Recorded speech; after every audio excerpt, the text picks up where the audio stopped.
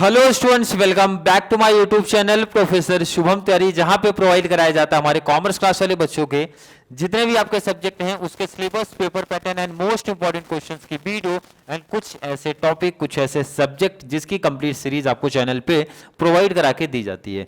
बात करेंगे हमारी F B com class, F BAF class, दोनों के फाइनेंशियल अकाउंटिंग की सीरीज आपकी चल रही है और हमारा टॉपिक चल रहा है फीफो मेथड। तो चलिए स्टार्ट करते हैं फीफो मेथड।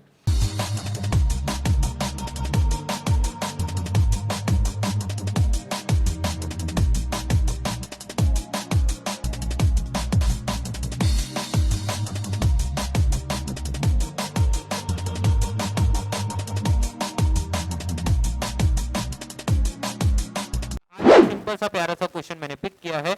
अगर आप मानंद प्रकाशन फॉलो कर रहे हो तो वहां पे देखो इलस्ट्रेशन नंबर 35 मटेरियल कंज्यूम्ड बोला गया है। वैसे एग्जाम में आपको ये तो लिख के आएगा नहीं, नीचे क्वेश्चन मेंशन करेगा आपका। The following information is provided by S limited for the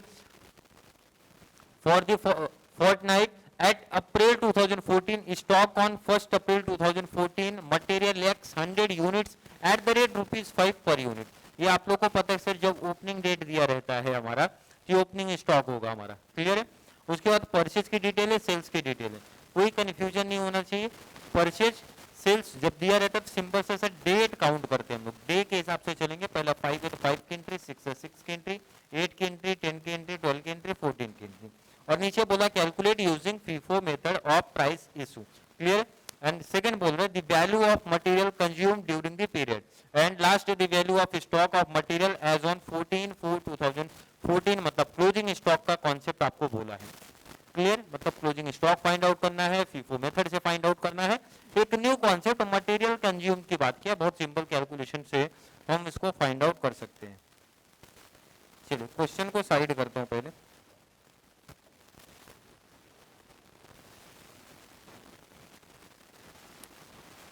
क्योंकि क्वेश्चन का कॉन्सेप्ट आई होप हर एक बच्चे का समझा होगा, नहीं समझ रहा तो मैं मेंशन कर रहा हूँ ना आपका क्या दिया है।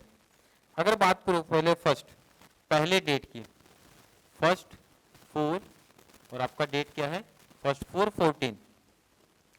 ओपनिंग बैलेंस है, ओपनिंग बैलेंस कहाँ जाता है सर, ये आपका रिसिप्ट परचेज बोल सकते हो, इशू मीन सेल्स बोल सकते हो, बैलेंस में आपका जाएगा। ये चीज ध्यान रखना, किस में जाता है बैलेंस में। कितना दिया है सर 100 यूनिट्स इजिली है, 100 यूनिट्स, रेट है 5 का, क्लियर क्वेश्चन मेंशन कर रहा है तो मल्टीप्लाई कर दो, कितना आ जाएगा सर, ये आपका 500 हो जाएगा। क्लियर कॉन्सेप्ट है। चलिए क्वेश्चन को थोड़ा सा और छोटा कर दूं मैं, ये टेबल थोड़ा सा और बड़ा करता हूं जिससे आपको क्लियरिटी थोड़ा सा मिले, ठीक है।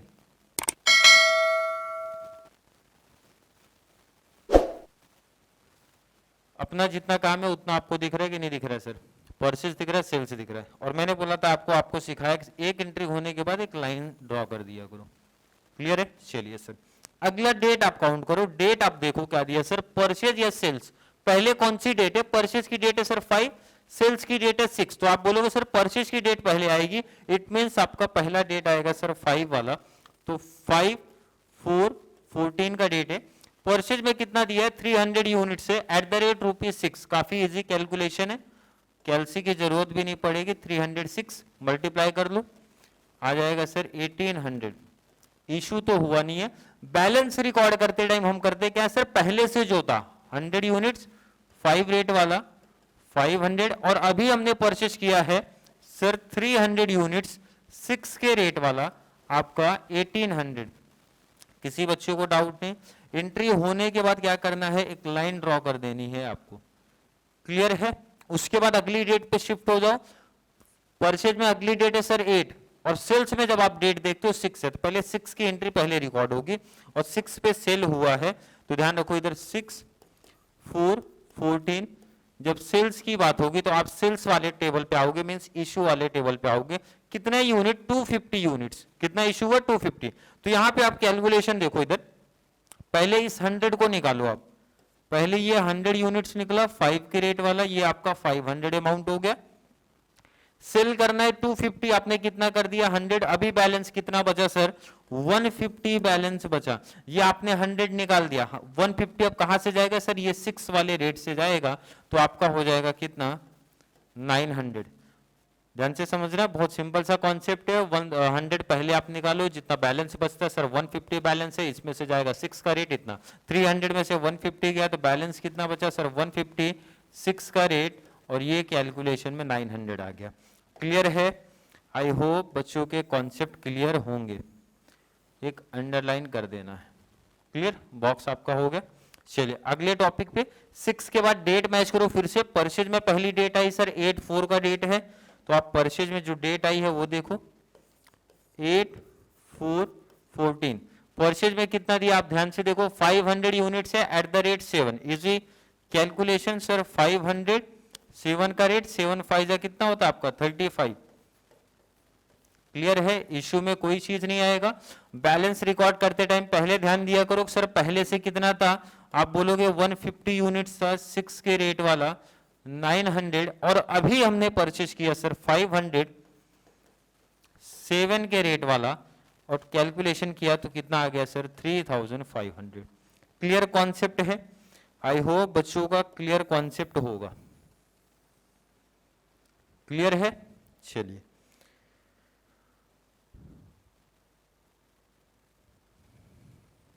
टेबल में कोई कंफ्यूजन नहीं होना चाहिए आपको, एंड क्वेश्चन भी आप साथ में लेके चलो। क्लियर है? चलिए 8 की एंट्री हो गई, 8 के बाद 10 का है सर सेल्स आया, फिर से 10 का आया, क्या आया आपका सेल्स, तो आप एंट्री लिखो 10 4 14। जब सेल्स की बात करते हैं तो सेल्स वाले टेबल में आप आ जाओ, यहाँ पे कितने का सेल्स हुआ 10 तारीख को 400 का सेल्स है, तो पहले ये 150 ये सेल कर दो आप 150।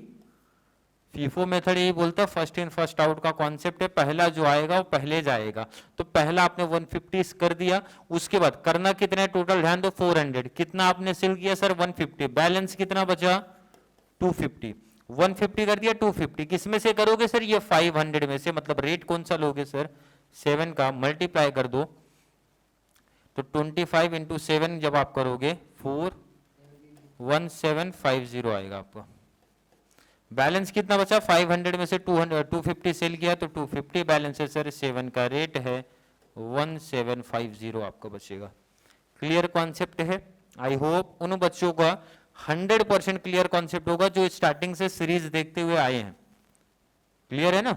चलिए 10 के बाद आप डेट फिर से मैच करो सर, 12 तारीख को फिर से परचेज हुआ तो परचेज की एंट्री रिकॉर्ड करो आप, कौन सी डेट 12 को कितना परचेज हुआ, परचेज पे नजर डालते हैं 600 सर 8 का रेट है, तो आप इजिली रिकॉर्ड करो सर 600 8 का रेट, 8 6 48 00 लगा दो, सेल्स तो हुआ नहीं है।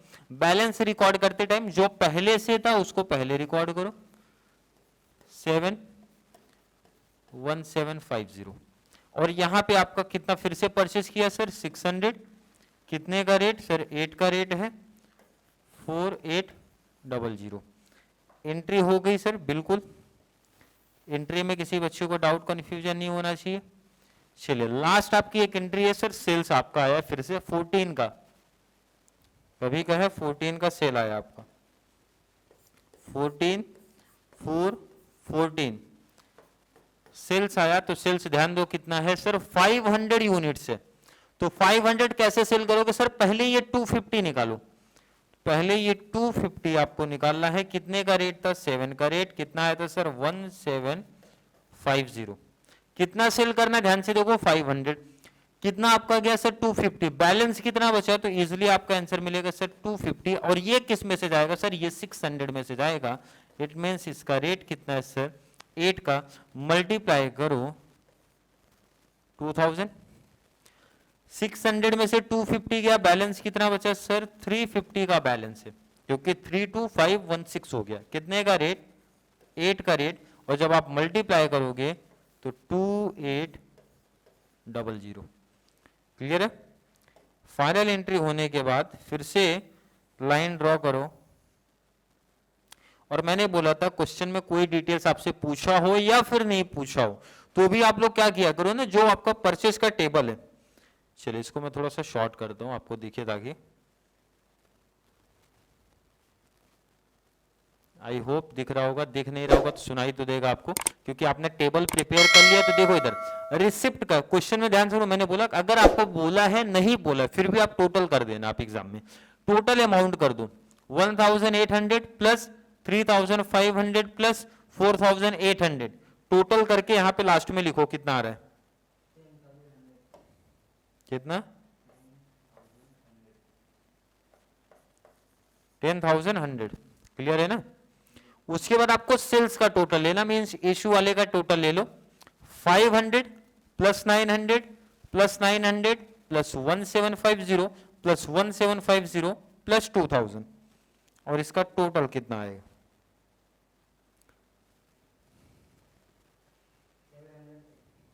कितना 7,800, और लास्ट में आपका ये क्लोजिंग लिख दिया करो, ध्यान रखना इसका टोटल नहीं करना, इसमें आपको क्लोजिंग लिखना रहेगा, ये चीज ध्यान रखना, ठीक है। चलिए टोटल का कॉन्सेप्ट आई होप हर एक बच्चे को समझा होगा। चलिए इसको साइड कर दो। अब आपसे अगर मैं पूछूं, क्या पूछा था sir, value of material consumed पूछा था, देखो इधर क्या पूछा था, पूछा है sir the value of material consume, पूछ रहे मटेरियल कंज्यूम कितना हुआ है। मटेरियल कंज्यूम का मतलब होता है भाई आपका इशू कितना हुआ टोटल, तो टोटल आपने यहां पे निकाला सर कितना 7,800, ये आपका पहला आंसर हुआ।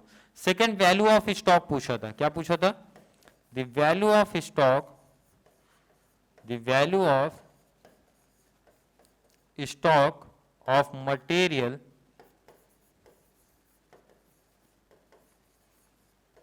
एज ऑन 14/4/14, कितना था आपका लास्ट में, ₹2800, क्लियर है। मतलब काफी सिंपल सा ये टॉपिक था, सिर्फ एक एक्स्ट्रा इंफॉर्मेशन आपसे पूछी गई थी वैल्यू ऑफ मटेरियल कंज्यूम, तो आपको सिंपल सा इसका आंसर देना सर, जो भी आपके इश्यू वाले टेबल का टोटल आया होगा ना उसी को लिख देना है, क्लियर कॉन्सेप्ट है।